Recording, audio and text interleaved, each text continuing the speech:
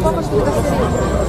Κοιτάξτε, θα πρέπει να δούμε πάρουμε από τρεις διαφορετικούς τομείς. Πρώτον, από θρησκευτικής απόψεως είναι η προσπάθεια που κάνουν οι αιρετικοί οικουμενιστές να διαλύσουν την Ορθοδοξία και το είδαμε με μια απόφαση η οποία δεν είχε καμία σχέση, καμία επαφή με τη λογική.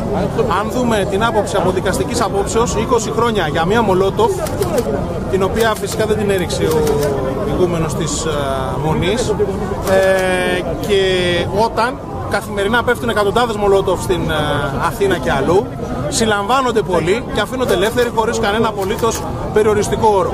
Αυτό βλέπουμε ότι δυστυχώς η προσπάθεια των διεθνιστών, των οικουμενιστών να διαλύσουν τις φωνές αντίστασης. Ό,τι και να κάνουν όμως, γιατί μάλλον δεν ξέρουν καλά τους εσφιγμενίτες, αλλά και όλους τους χριστιανούς Έλληνες Ορθοδόξους, ότι δεν πρόκειται να το βάλει κάτω κανένας, από τον ηγούμενο μέχρι τον τελευταίο μοναχό της Μονής και τους δεκάδες, εκατοντάδες χιλιάδες που τους ακολουθούν.